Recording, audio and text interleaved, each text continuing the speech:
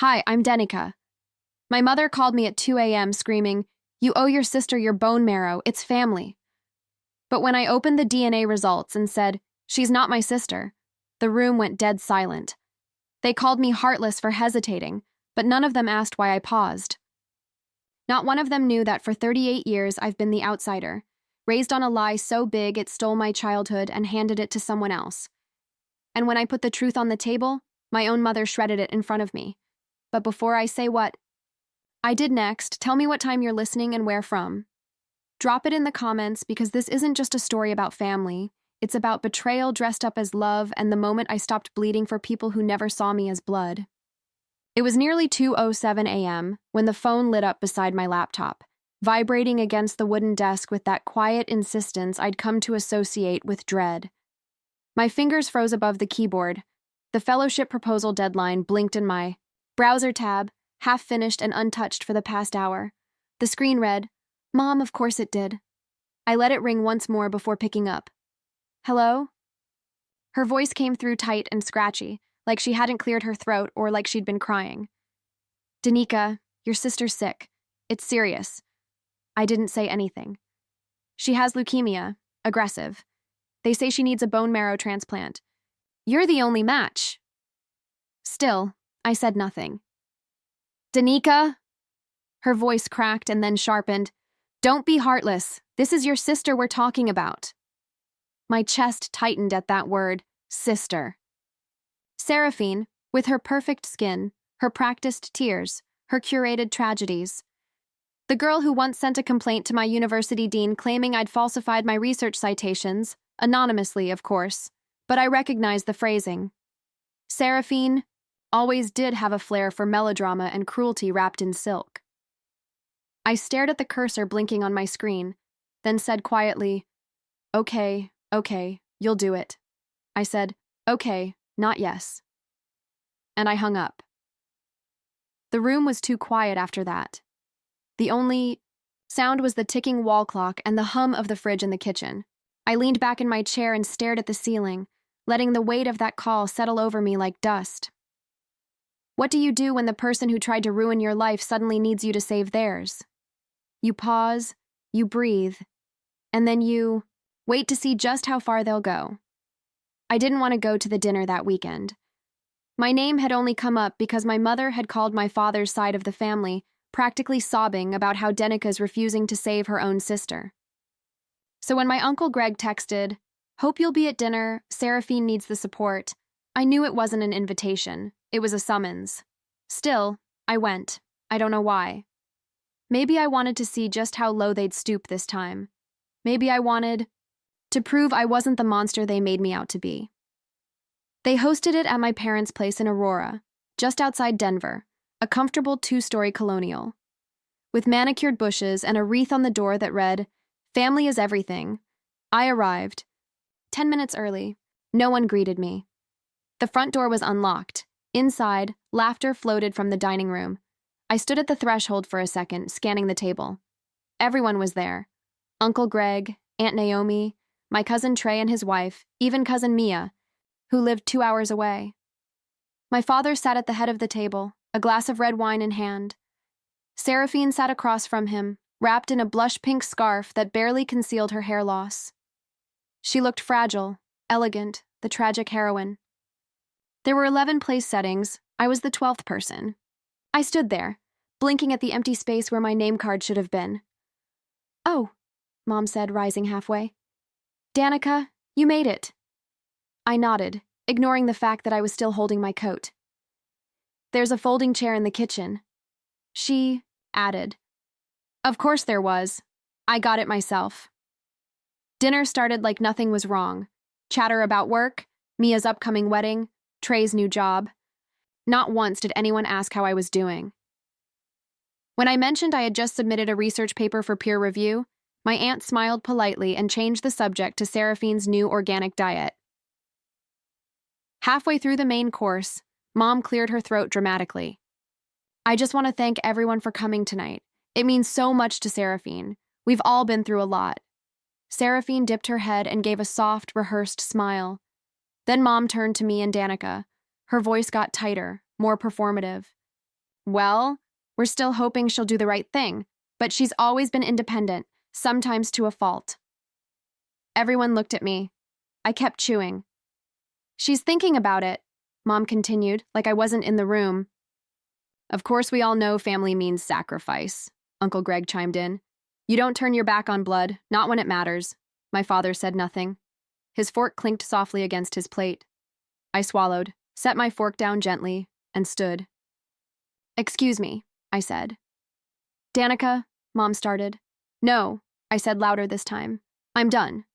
I walked past the table, past Seraphine's downcast eyes and my father's empty stare. No one moved to stop me. No one called out. At the door, I paused for half a breath.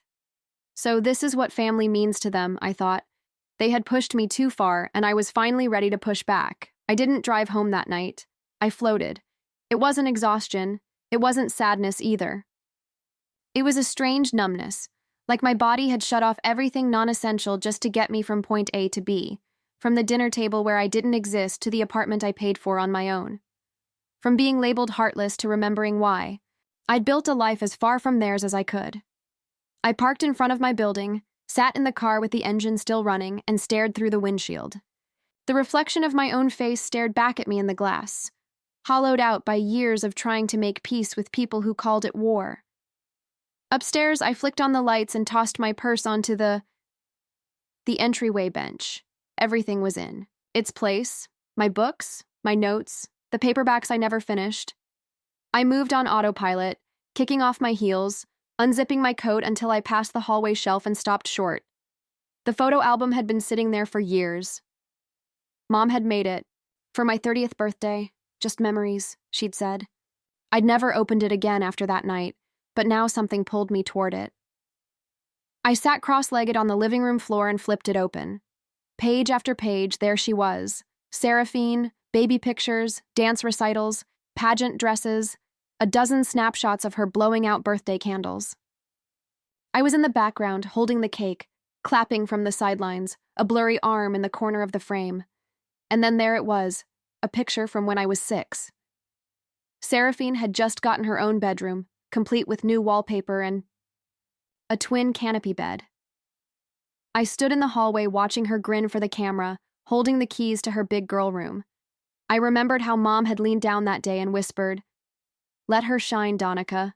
You're strong enough to share." I closed the Yad E album gently. I wasn't angry anymore. I was curious. Something had always felt off. Different blood types, nurses making quiet comments at school checkups. That one time I needed stitches and Dad's face turned pale when they asked about allergies in the family. He'd stared at Mom, not at me. She answered for both of them. Now I couldn't shake the feeling. Maybe this wasn't just about resentment. Maybe it was about identity. Maybe I had the right to know who I even was.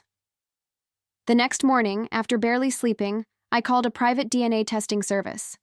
They didn't ask many questions, just gave me the address of a walk-in clinic that could take discrete samples and instructions on how to gather materials myself. I didn't need to look far. Seraphine had stayed with me once after a spa retreat. I still had her old hairbrush stashed in a drawer under the sink. My own was easy enough. The swabs arrived 2 days later. I mailed the kit from a Dropbox 3 towns over. I didn't tell a soul, not Eden, my best friend, not my coworker, not even the mirror. If I'm expected to save her life, I whispered into the quiet, I deserve to know the truth about mine. The waiting stretched like string pulled too tight. Days passed in fragments. Work, meetings, groceries, watering the aloe on the windowsill, pretending like my entire childhood wasn't hanging in the balance inside a manila envelope somewhere in the mail. On the 7th day, it came. I opened the door expecting a package from the university bookstore. Instead, there was a white envelope addressed in a clean serif font. I knew before I even opened it. I stood in the kitchen with the envelope in my hand. My thumb hesitated on the seal, then I ripped it. 2 pages, a lot of technical terms, but the words that mattered were clear. Bolded near the bottom. Probability of full sibling relationship 0%. I let out a single breath, shaky and short. Not shock. Confirmation. I sank into I placed the kitchen chair and let the paper rest on the table like it was something breakable. I stared at it for a long time, my mind quiet for once. Seraphine. Wasn't my sister, not by blood and never by choice. They had spent my whole life telling me I was selfish, ungrateful, difficult. But maybe the real story wasn't about a daughter who didn't love enough. Maybe it was about a mother who had lied from the beginning. I leaned back, hands resting on the edge of the chair, letting the silence settle again. But if she wasn't my sister, then whose daughter was she? That question lodged itself in my chest and didn't budge, not through the rest of the night, not even after I tried distracting myself with laundry, a lukewarm shower, and the mindless comfort of late-night public television. I didn't sleep. I stared at the ceiling, playing years of memories on a loop, moments I'd dismissed now rearranged like puzzle pieces with new edges. By morning, I had a plan. Not a confrontation, not yet. That wasn't how my mother worked. If I wanted answers, I had to ask the kind of questions she didn't see coming. So I did something I hadn't done in months. I called her and asked if I could stop by. Just groceries, I said. Thought I'd bring you a few things. She hesitated, then said, Well, if you're already out. That was her way of saying yes without sounding grateful. It was familiar. 40 minutes later, I was walking up the stone path of my parents' split-level home. The shutters had faded in the sun, and the mailbox still leaned slightly to the left. A few yellow tulips poked through the front yard mulch, Seraphine's favorite, not mine. Mom met me at the door, no hug, just a once-over glance and a brief nod at the bag in my hand. You didn't have to get almond milk. Your father's cholesterol is fine now, she said, already walking back inside. I followed her into the kitchen, same worn countertops, same ticking clock above the fridge.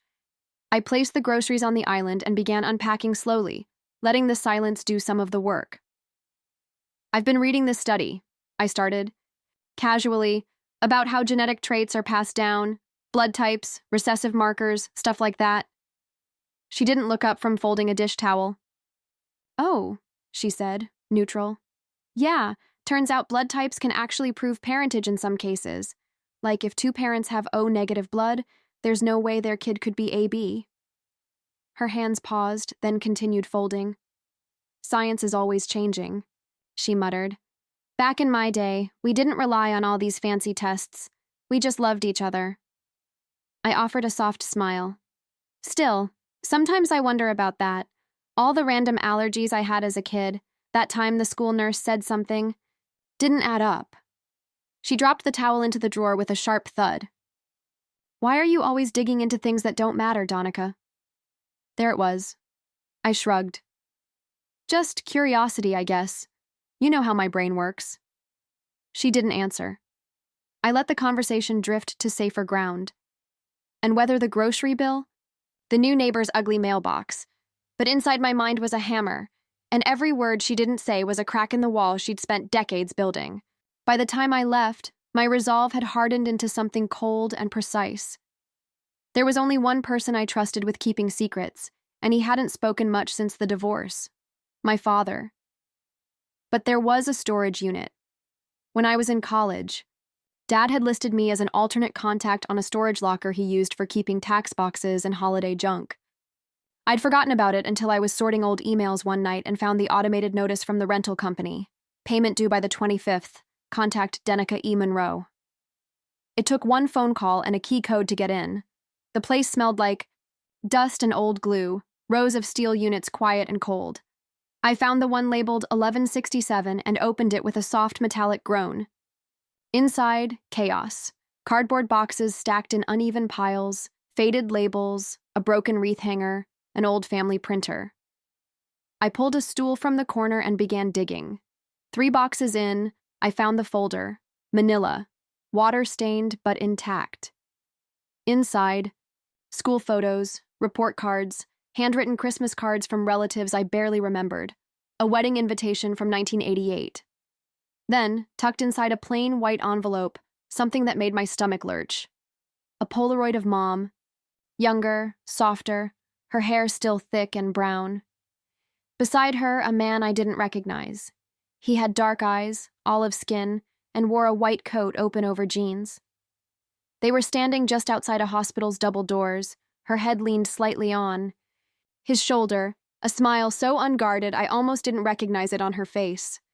On the back, scribbled in Mom's looping handwriting, Dr. Raphael, thank you for everything. That was the first time I felt like I'd entered someone else's story, someone else's truth, one I was never supposed to read. I sat on the edge of the WA's unit floor, concrete hard under my legs, and let the silence press in. The name, the body language, the year Seraphine would have been born that fall. I placed the photo back inside the envelope and slid it into my coat pocket. The sun was setting as I left the unit. Gold spilled across the parking lot, hitting the windshield of my car with a slow, reflective burn. I drove without music, windows slightly cracked, letting the April air fill the space. I couldn't back home.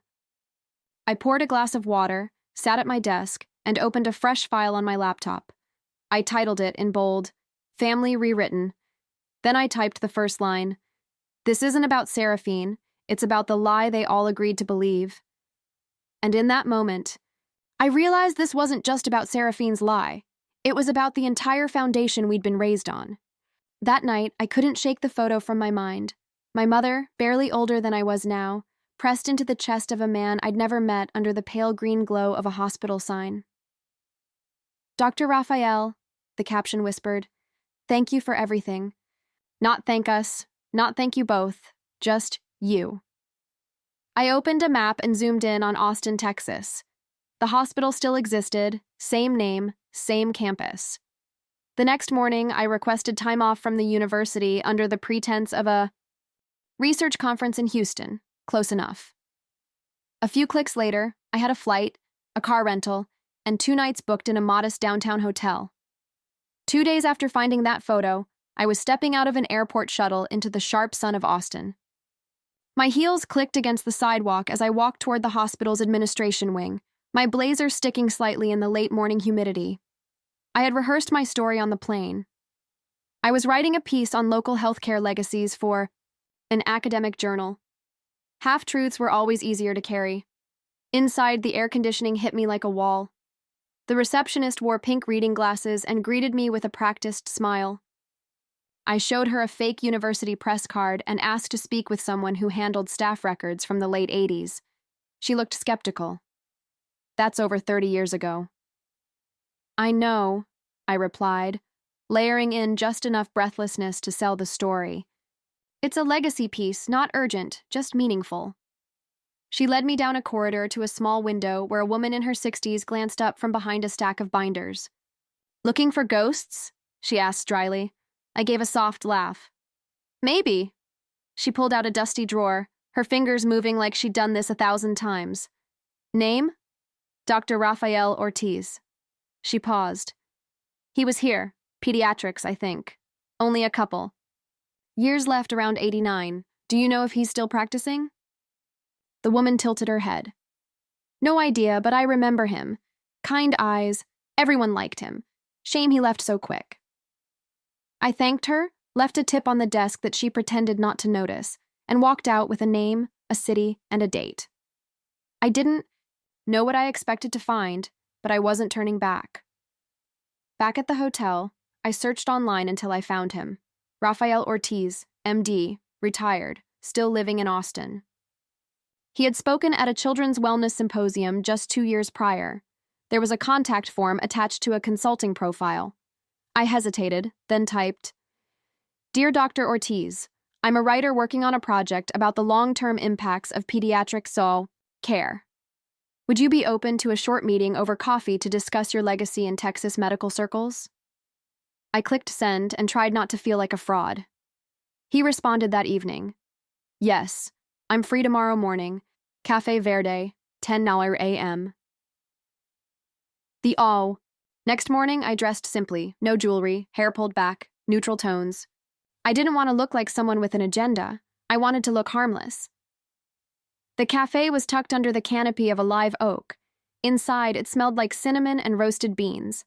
I spotted him immediately. He was older now, with a neatly trimmed beard and silver hair, but the eyes were the same, brown, gentle, so painfully familiar. I had to look down at the floor for a moment before approaching Dr. Ortiz. I asked, offering my hand. Dr. Ortiz? He stood. Yes, and you must. Be Ms. Monroe, I nodded. We ordered coffee. Black for him, chai for me. I sat near a window where morning light filtered through sheer curtains. He was polite, if cautious, answering questions about his years in medicine, the shift from practice to policy, and the joys and frustrations of working in pediatrics. I let the small talk settle before steering the conversation. There's one name I came across in the hospital's old photo logs, Mary Beth Myers. Did you know her? The moment the name left my lips, everything shifted. His coffee cup paused midair, his brow furrowed, not in confusion, but in memory. She was a nurse, I believe. Very bright, he said, placing the cup down gently. She worked with me briefly, then she left. No notice, just vanished. Someone said she'd gotten pregnant, but no one confirmed anything. Why are you asking? I folded, my hands, my voice dropping lower. Because I believe the child was my sister, and she was born the year after you last saw Mary Beth. The silence between us thickened. He blinked slowly, processing. You're not the sister? No, I said flatly. I'm the other daughter, the one no one ever bragged about. He stared out the window, fingers pressed together. She never told me. I believed him. He looked genuinely stunned, like someone who had spent decades wondering if a door would ever open again, only to learn it had been bricked over behind his back. I slid a napkin across the table, on it my number. You might want to talk to your daughter, I said, rising from the table, before it's too late. He looked at the number, then up at me. What's her name? Seraphine, I said. Seraphine Myers. His lips parted like he might speak again, but I didn't stay to listen. That afternoon, I boarded a flight home. The plane wasn't full, just a scattering of solo travelers, business types, and a few families with toddlers and oversized headphones. Across the aisle, a little boy leaned into his mother's arm. She smiled and kissed the top of his head. My throat clenched. That had never been us. My mother had kept Seraphine close, like something precious and breakable. I'd always been expected to stand tall, stay out of the way, and not ask for too much. She was the chosen one, even though she came from a lie. I was the loyal one, and I was treated like a stranger. I pulled out my laptop, opened the family rewritten file, and created a new folder, Confession. Inside, I dropped a single note. She built a life on a mission. I won't. I looked out the window, clouds drifting beneath us like a soft, distant truth. Because if my mother wouldn't tell the truth, I would make her hear it. I didn't call ahead. I didn't want to give her time to rehearse, spin, or deflect. I needed to see her face unfiltered, unrehearsed when I laid everything bare. The drive to the old house felt shorter than it used to, maybe because I wasn't coming with hope this time, just proof. Their porch looked the same, peeling paint, the wind chimes still tangled from last winter's storm. I knocked once, then twice. The door opened a crack. My mother's eyes narrowed when she saw me. Danica, we weren't expecting you. I know. I said that's the point. She hesitated, then stepped aside. Your sister's resting. She just had her treatment yesterday. I walked in without responding. The living room smelled faintly of lavender and wood polish. Seraphine's blanket was draped over the recliner, a mug half full of chamomile tea resting beside it. I glanced at the hallway. Her door was closed. Let's talk in the kitchen. My mother nodded stiffly and followed. I waited until she sat down, then pulled a manila envelope from my tote bag. I placed it on the table between us like a dealer laying down a final hand. She didn't reach for it. What is that? She asked. Proof, I replied, of everything. She stared at it, then up at me. Danica, if this is about that DNA thing again, it's not a thing, I interrupted, my voice calm but firm. It's a fact you buried for decades. I opened the envelope and slid out the documents, Raphael's letter, the photo, the DNA test results. Her eyes flickered, but she didn't touch any of them. I don't know what fantasy you've let yourself spiral into, but your sister, she's not my sister, I said, slicing through her words like glass. Not by blood, not by truth, and you know it. A beat of silence, then she exhaled sharply. So what? You think this is the time to play detective when Seraphine is ill? When the only thing she needs is your marrow and your decency? I tilted my head. Decency coming from the woman who lied to everyone, including her own husband, for 30 years? Her voice rose. You are being cruel, vindictive. You've always had this bitterness. I used to think it was just you trying to prove something. But this is just hateful. I didn't flinch. I reached into my pocket and pulled out my phone. I thought you might say that, I murmured. With one tap, Raphael's voice filled the kitchen. It was 1988. She worked in my unit briefly. We were close, closer than we should have been. Then she was gone, no forwarding address. I didn't even know she was pregnant. The recording played on, calm and clear. My mother's hands began to tremble. She clutched the edge of the table like it might ground her. You recorded him? Yes, I said, because you've never told the truth unless someone cornered you with it. Her shoulders slumped, and for the first time, the cracks showed. Not the cracks she wanted me to see, but the ones she couldn't hide. Her mouth parted, then closed again. She looked older than I remembered. I was scared, she finally whispered. Back then, I had nothing. Your father, he wanted a perfect family. I thought if he knew, he'd leave, and I couldn't. I couldn't do it alone. I stared at her. And what about me? I asked quietly. You didn't think I deserved the truth? That maybe the girl you kept in the shadows for so long had a right to know why she never quite fit into the picture-perfect frame? She looked at me with something I couldn't quite name. Remorse, maybe? Or just fatigue. I let the silence hang, then I reached into my bag one more time and set down a folder. What's this? A written confession. Copies, one for you, one for Dad, and one for the hospital's legal department if it comes to that. Her face blanched. I'm not here to ruin your life, I continued, but I'm also not going to donate bone marrow to someone who isn't my sister just because you refuse to own what you did. Her lip quivered. So you'll let her die? I said I'd consider it, I replied, if you tell the truth publicly. You don't get to rewrite history just because it's inconvenient now. I slid a small notepad across the table. You have 72 hours. If you sign it, we talk about the next step. If not, this story doesn't stay between us. Her fingers hovered over the paper, trembling. You're blackmailing your own mother. I looked her in the eye. No, I'm finally giving you a choice. The back door creaked behind us. We both turned. My father stood there, holding a bag of groceries, his face pale. He had heard everything, but I didn't stay. I turned, walked past the recliner where Seraphine still slept in her silk scarf and soft glow, and stepped into the sunlight. I gave them a deadline. What they did with it would change everything. I didn't sleep the night before the deadline. Not because I was unsure, but because I already knew what would happen. Silence was an answer, and their silence had spoken volumes. That morning, I woke up before the sun, brewed black coffee, not because I needed the caffeine, but because routine gave me clarity. I sat at the kitchen table and opened the folder labeled Evidence. I had already redacted names, blurred out addresses. It wasn't about revenge, it was about truth. Truth without blood on it. The blog I chose, medicalethicsmatters.org, was one I'd followed quietly for years. They handled whistleblower cases delicately, with nuance and care. I didn't need drama, I needed daylight. By 9:42 a.m., the article was submitted under the alias D. Martin.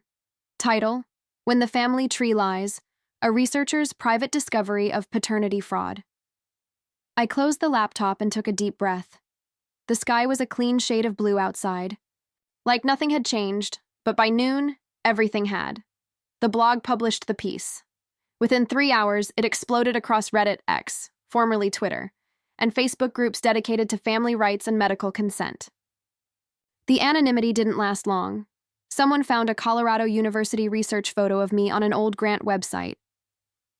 "Is this the whistleblower?" one tweet read. The rest was wildfire. Comments flooded in, half appalled, half fascinated. Paternity, fraud, bone marrow guilt trips, inheritance manipulation. People had stories of their own, some messier, some eerily similar. By dinner, the local news was hinting a shocking case of DNA deception may be unfolding in Boulder. One academic has reportedly uncovered. And then came Seraphine. She posted a curated carousel of childhood photos on Instagram. Us in matching pajamas, her in recital dresses, me clapping in the front row. The caption read, "Sometimes the people who smile at your successes are the ones who resent you most. Fighting for my life, and someone I trusted is trying to destroy my family in the process." Thousands of likes, hundreds of comments. "Stay strong, Queen. Jealousy is a disease." Then she went further in a post to her 15K followers. She wrote, "Some people would rather break glass than admit they were never the center of attention, even if it means publicly humiliating their own blood." I won't play along. Attached was a blurry photo of me from college, taken after a campus mental health seminar. The caption insinuated instability without saying a word directly. The blow landed. I felt it in my chest, not because I believed her, but because I knew thousands would. Then Mary Beth joined the act. In a short clip on a local news segment, she sat calmly in her living room, pearls around her neck like armor. "Every family has secrets," she said softly, "but dragging them into the public eye doesn't heal anyone. It just spreads the wound. No apology, no accountability, just polished deflection." And the public? They ate it up. My inbox filled with strangers calling me a bitter, vindictive, ungrateful daughter, out to make my mother feel important. Someone even emailed the University Board of Ethics, demanding I be professionally evaluated. By the end of the week, the dean's office sent a polite but pointed message. "We're requesting clarification on your involvement in the recent media activity related to the blog article titled, 'When the Family Tree Lies.'" That night, I turned off all notifications, closed every tab, and pushed my phone deep into the kitchen drawer like it might bite. Then I sat in the dark with my laptop open, the cursor blinking in a folder I hadn't named until now, War. I opened a blank document and began organizing everything: the DNA test, Raphael's voice recording, the blog metrics, screenshots of the posts and their timestamps, even the messages I received. Evidence wasn't just truth. It was pattern. But I didn't send anything. Not yet. Instead, I wrote one sentence into a new email draft and stared at it for a while. "Let's meet." No threats, no drama, just an invitation. And I sent it because sometimes the strongest move isn't shouting louder. It's setting the stage and letting them step into the light. The morning of the meeting, I woke up before sunrise, not because of nerves, those had already worn thin days ago, but because my body couldn't rest with the weight of what was coming. I dressed with care, nothing flashy, nothing submissive, just a navy blouse, pressed slacks, and a pair of flats that made no sound on hardwood floors. On my kitchen table sat a single folder labeled in black ink, Truth. Inside, printouts, test results, Raphael's notarized statement, screenshots of Seraphine's smear campaign, and a formal agreement I'd spent the last 2 nights drafting. I didn't eat breakfast. I just brewed coffee, let it go cold, and stared out the window until it was time to leave. The mediation center sat tucked between a dentist's office and a law firm, neutral, bland, clinical, exactly what I needed. I arrived. 10 minutes early, Harper was already in the waiting room, giving me a quiet nod. "You okay?" she asked, handing me a bottle of water. "I don't need them to apologize," I said, gripping the folder. "I just need the truth to exist somewhere, other than my own mind." By 10, everyone had arrived. Mary Beth walked in first, clutching her bag like a weapon. Seraphine followed in designer sunglasses, despite the cloudy sky, arms folded like a child dragged into church. Raphael entered last. He nodded at me once, said nothing, and took his seat at the end of the oval table. His silence felt heavier, than any accusation. The mediator gave a brief statement about confidentiality and civility, and then it was my turn. I slid the folder into the center of the table and opened it. "This," I said, "is the story you tried to bury." No one moved. I handed out copies. Seraphine flipped through hers with dramatic detachment. Mary Beth didn't touch hers. "The DNA tests confirm what I suspected," I continued.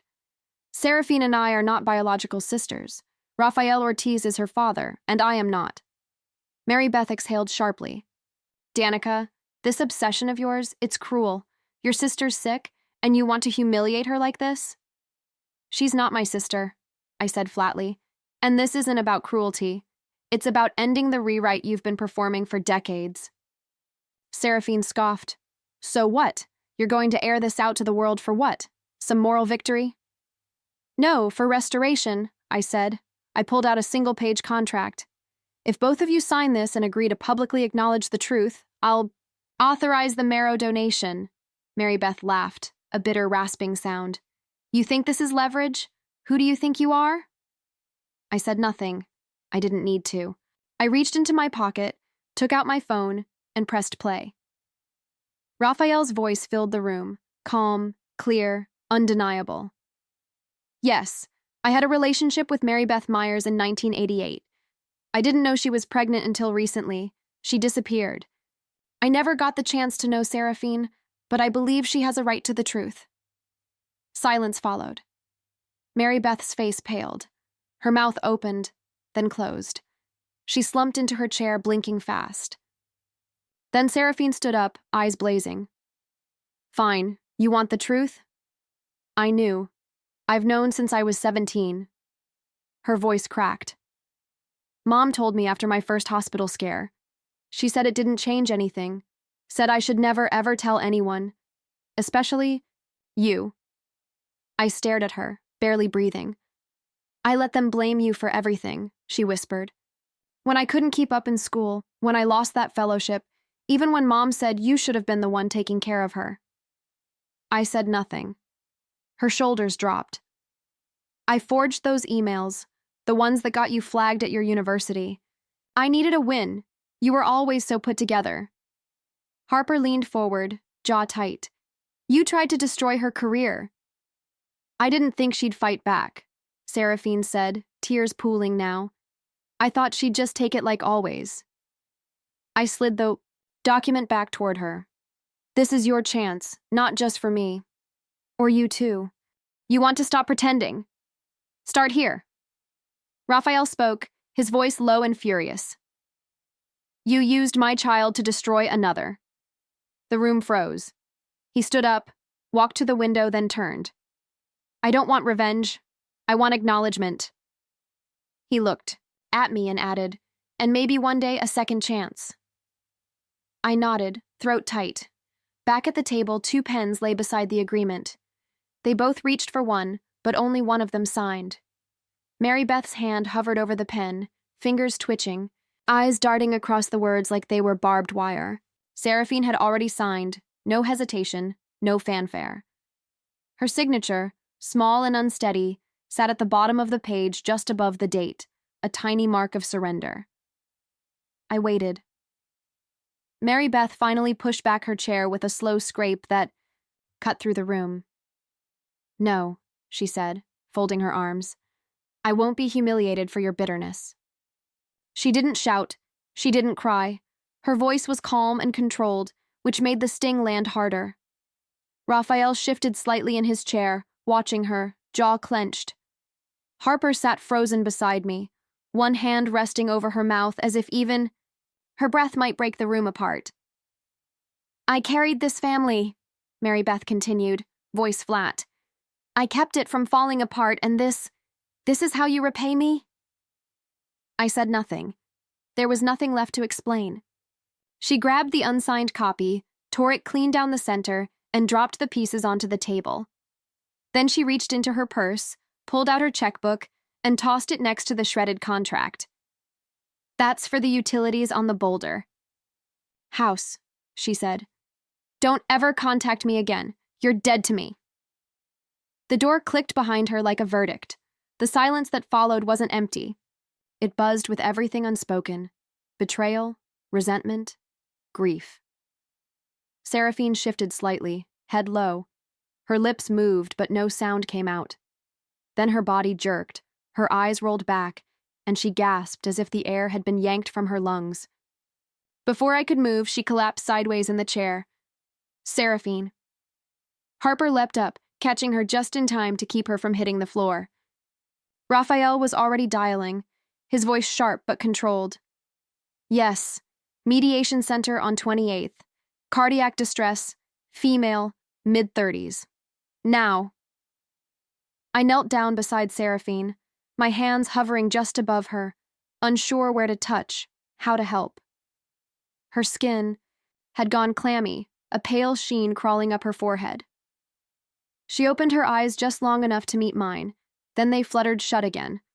The paramedics arrived fast, too fast. Maybe someone in the building heard the panic and called. We rode in silence to the hospital, sirens slicing through the static in my chest. At the ICU, I paced.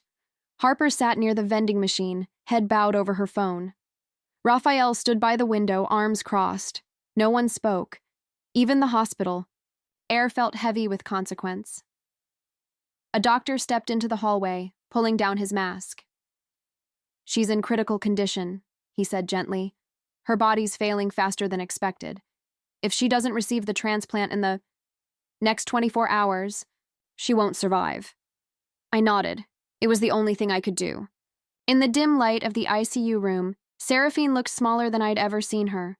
Her body, hooked up to machines, looked fragile in a way that felt like betrayal. This was the same woman who had weaponized attention, who could twist a dinner table into a stage, and now she looked like a child who had run out of stories to hide behind. Her eyes fluttered open as I stepped closer. You came, she whispered. I sat down. Of course I did. She blinked slowly. I never expected forgiveness. I stayed quiet. But thank you for giving me this last chance, she said, her voice cracking. I didn't answer, not with words. I reached into my bag, pulled out the surgical release forms the nurse had handed me earlier, and signed them without looking away from her. I wasn't doing it for her. I was doing it for the girl I used to be, the one who once stayed up making flashcards for a sister who mocked her spelling, the one who believed that truth mattered, that integrity counted for something, the girl who got left behind and who deserved to be seen finally. As I handed the forms to the nurse, she gave me a nod and disappeared down the hallway. The gurney arrived minutes later to wheel Seraphine towards surgery. I stood at the edge of the corridor, watching as they turned the corner. The operating room was cold, but my resolve was colder. The sterile scent hit me first, then the hum of fluorescent lights overhead, steady and soft. I blinked through the haze and saw Raphael sitting near the foot of my bed, holding a bouquet of white tulips, my favorite, not that I'd ever told. Him. He stood as I stirred, voice low. Welcome back. I nodded slowly, my throat dry. How long? Just over 24 hours. Surgery went well. They said you were strong. He paused. She's stable for now. The tulips shook slightly in his hand as he passed them to me. There was no card. I glanced around. No other flowers, no balloons, no Mary Beth. I leaned my head back against the pillow. Some silences don't need to be broken. He sat again, lips pressed into a line of tired grace. Neither of us spoke for a long while. By the time I was discharged, the clouds had shifted. It rained briefly on the drive home, just enough to streak the windshield without needing the wipers. I took it as a quiet reset, a clean breath. 3 days later, the doorbell rang. I had just finished a slow walk around the block. My body was still sore, but my mind sharper than it had been in weeks. Seraphine stood on the porch, thinner, pale, wrapped in a coat 2 sizes too big. She didn't wear makeup. Her hair hung loose, around her shoulders. No cameras, no statement pieces, just her. In one hand, she held a manila folder. In the other, a frame, wooden, worn, and familiar. Can I come in? she asked. I didn't answer. I stepped aside. We sat in silence for a minute on the couch. She placed the folder between us first. I wanted you to have a signed copy in case you ever need it again. Public record, notarized. It's real. Odded once, then she handed me the photo frame of us as kids. No filters, no red eyes removed, or edges trimmed. Just two little girls, muddy and grinning, holding popsicles in the summer. Son, I can't fix the past, Seraphine whispered, her eyes still on the photo. But I won't lie about it anymore. I'm sorry it took losing everything to see what I had. I let her words hang in the air. No, it's okay, I replied, but there was no warm reconciliation. I didn't have it in me, and she didn't ask for it. Instead, she stood up slowly, winced, and looked at me one last time. You deserved better, she said, from all of us. I didn't follow her to the door. I just watched it close behind her. The envelope came a week later, plain white, no return address, but I recognized the seal, my old university. Inside was a letter. We apologize for the premature termination of your academic affiliation. After further review and external clarification, we are reinstating your name and inviting you to return as a guest lecturer this fall. I held the letter in my hands for a long time. Then I folded it, slid it into my coat pocket, and walked. The park wasn't far. There, beneath the same elm tree where Dad used to sit beside me during long summer afternoons, I unfolded the frame Seraphine left behind. Tucked inside the backing was a note written in small, uneven cursive. You were the real sister all along. I just didn't know how to love you right. The wind rustled the leaves overhead, sending a cascade of yellow across my lap. I leaned back, closing my eyes to the breeze. I wasn't heartless. I was just tired of bleeding for people who only knew how to take. And in that moment, beneath the mountains, under a sky that didn't ask anything of me, I remembered who I was before the guilt, before the manipulation, before the lies that turned love into leverage. I didn't save her to feel like a sister again. I saved her because I finally remembered who I was before they told me I wasn't.